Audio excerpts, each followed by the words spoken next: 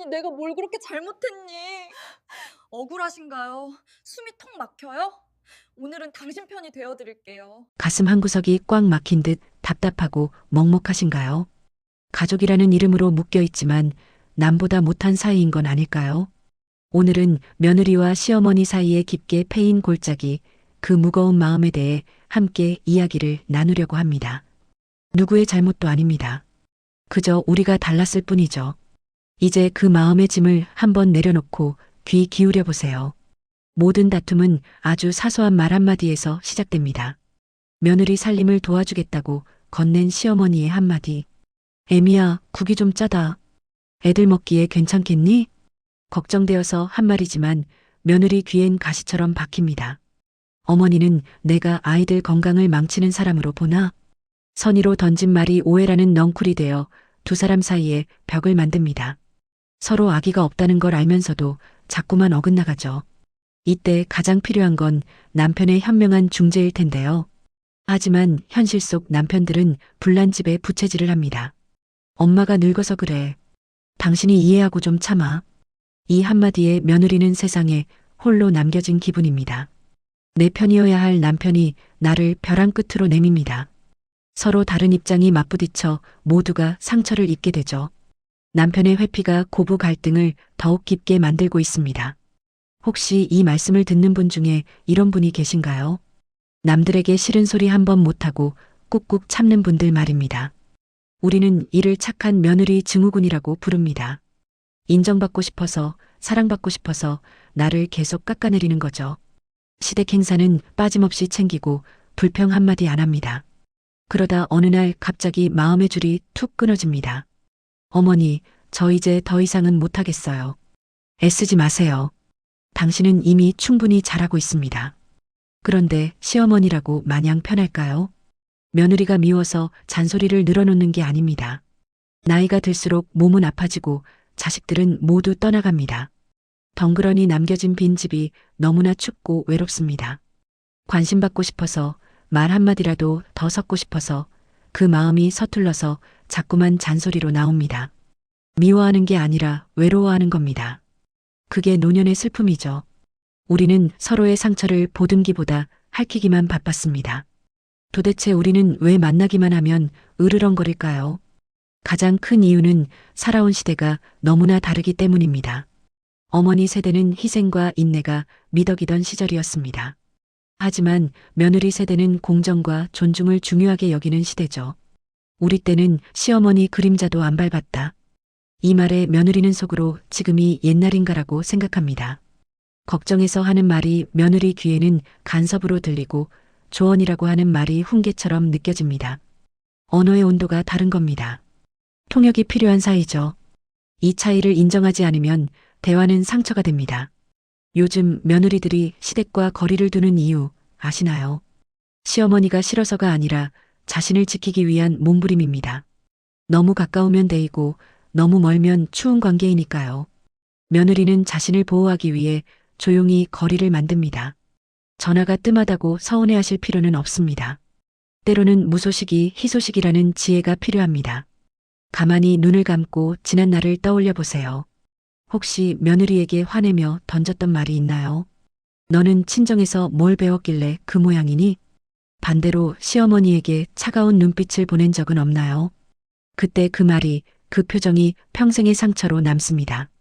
후회는 늘 뒤늦게 찾아와 우리 가슴을 누릅니다. 이제 우리 서로를 놓아주고 편안해지면 어떨까요? 가족 안에서도 건강한 경계선이 반드시 필요합니다. 내 삶과 자식의 삶을 분리하는 연습을 해야 합니다. 사랑한다는 명목으로 선을 넘는 건 결국 누군가에게 상처가 됩니다. 거절하는 것을 두려워하지 마세요. 그건 죄가 아닙니다. 어머니, 이번 주는 쉬고 싶어요. 이렇게 말해보세요. 시어머니도 그래, 푹 쉬어라 하고 넘겨주면 됩니다. 거절은 관계의 단절이 아니라 존중의 시작입니다. 상처 주지 않으면서 내 마음을 전하는 법이 있습니다. 너로 시작하지 말고 나로 시작해 이야기하세요. 너는 왜 그래? 가 아니라 나는 좀 서운해라고 말하는 거죠. 비난을 멈추고 내 감정만 담백하게 전하면 됩니다. 완벽한 며느리는 존재하지 않습니다. 완벽한 시어머니도 없죠. 우리는 그저 실수도 많고 부족한 인간일 뿐이니까요. 서로가 다름을 인정하는 순간 마음이 한결 편해집니다. 아, 저 사람은 저렇구나. 그렇게 바라봐 주세요. 기대치를 낮추면 실망할 일도 줄어드는 법입니다. 꼭 살갑지 않아도 괜찮습니다. 예의만 지키면 되는 거죠. 적당한 거리가 우리 관계를 더욱 오래 지속시킵니다. 난로처럼 너무 가까우면 뜨겁고 멀면 추운 사이. 그 적당한 온도를 찾아가는 것이 우리의 숙제입니다. 오늘 하루는 나 자신을 먼저 토닥여 주세요. 그동안 참 힘들었다. 너는 잘못 없다. 이 한마디가 여러분의 지친 마음에 닿기를 바랍니다. 시선을 돌려 시어머니의 빈 안방을 봅니다. 자식들 다 떠나보내고 혼자 남은 그 자리. 정막만 흐르는 집안에서 유일한 친구는 텔레비전뿐입니다. 하루 종일 입 한 번 뻥긋 안 할 때도 많죠. 아들이 보고 싶어 전화기를 들었다 놨다 망설입니다. 바쁠 텐데 내가 괜한 짓을 하나? 다시 내려놓는 거예요.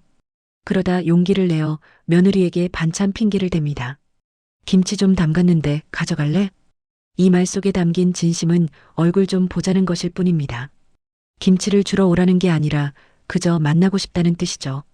그 마음을 표현할 길이 없어 자꾸만 핑계를 대는 겁니다.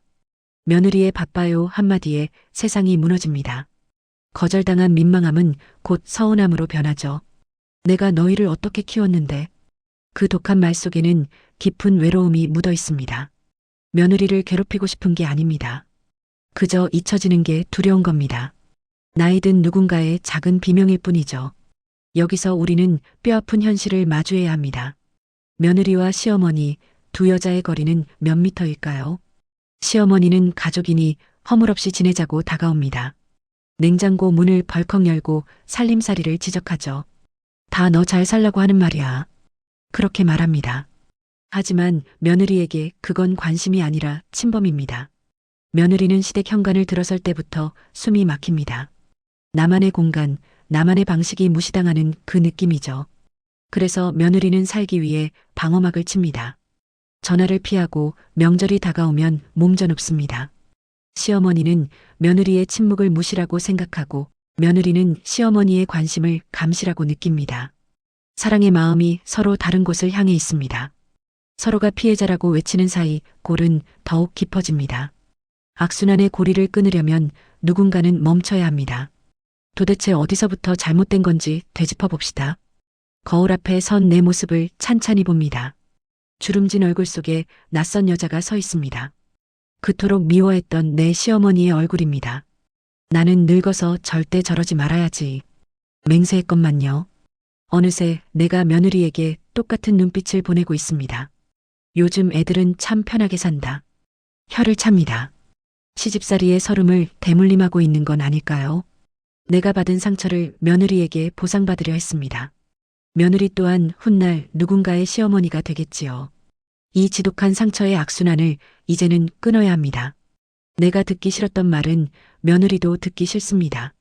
역지사지라는 말이 이토록 지키기 어려운 이유가 뭘까요? 후회는 아무리 빨아도 늘 늦다고들 합니다. 하지만 지금이라도 깨닫는다면 그건 늦지 않은 겁니다. 이제 우리 서로를 위해 울타리를 세웁시다. 담장이 있어야 이웃끼리 사이좋게 지내는 법이죠. 무조건 참는 게 능사가 아닙니다. 싫은 건 싫다고 부드럽게 말할 용기가 필요합니다. 어머니, 그 말씀은 저에게 상처가 돼요. 떨리는 목소리라도 좋으니 내 마음을 전하세요. 시어머니도 며느리의 거절을 받아들이는 연습을 하세요. 그래, 내 생각은 그렇구나. 이렇게 넘겨주면 됩니다. 내 아들의 아내이기 이전에 귀한 남의 딸입니다. 함부로 대해도 되는 사람은 세상 어디에도 없죠. 자주 안 본다고 정이 없는 건 아닙니다. 오히려 가끔 봐야 더 애틋하고 반가운 법입니다. 서로의 생활을 존중하는 안전거리 유지하기. 그것이 우리 가정을 지키는 가장 현명한 방법입니다. 기대하지 않으면 실망할 일도 없습니다. 그저 각자의 자리에서 건강하게 살면 되는 거예요. 결국 우리는 다름을 인정해야 합니다. 그래야 비로소 숨을 쉬게 되죠. 며느리는 딸이 될 수 없고 시어머니는 친엄마가 아닙니다. 그 사실을 담담하게 받아들이면 마음이 한결 편해집니다. 피 한 방울 섞이지 않은 남이 가족이 되었습니다. 당연히 부딪히고 소리가 날 수밖에 없습니다. 억지로 맞추려다 부러지느니 있는 그대로 봐주세요. 너는 너대로, 나는 나대로. 이렇게 인정하는 겁니다. 완벽한 화해는 드라마에만 나오는 이야기죠. 적당히 모른 척하고 적당히 거리를 두는 삶. 그 느슨한 관계 속에서 평화가 시작됩니다. 오늘 밤 미워했던 마음을 조금만 내려놓으세요. 그리고 거울 속의 나에게 먼저 말을 건네주세요. 그동안 마음고생 많았다. 이제 좀 편해지자. 당신은 충분히 행복할 자격이 있는 사람입니다. 오늘 들려드린 이야기 남의 일 같지 않으셨나요? 가슴 한구석에 묻어둔 응어리가 조금은 풀리셨나요? 만약 여러분이 며느리에게 딱 한마디만 할 수 있다면, 혹은 하늘에 계신 시어머니께 전할 말이 있다면 댓글창에 그 속마음을 시원하게 적어주세요. 여러분의 한마디가 누군가에겐 빛이 됩니다. 나는 이렇게 극복했다. 이런 경험담도 정말 좋습니다. 서로 위로하고 토닥이며 오늘 밤은 편히 주무세요. 제 목소리가 여러분의 외로운 밤에 친구가 되었다면 구독과 좋아요 버튼을 꾹 눌러 마음을 표현해 주세요. 다음 시간에는 돈 이야기를 해볼까 합니다. 자식에게 재산을 언제 물려줘야 할지 고민되시죠? 현명한 상속과 증여의 기술, 다음 영상에서 뵙겠습니다. 오늘도 끝까지 들어주신 여러분, 진심으로 감사드립니다.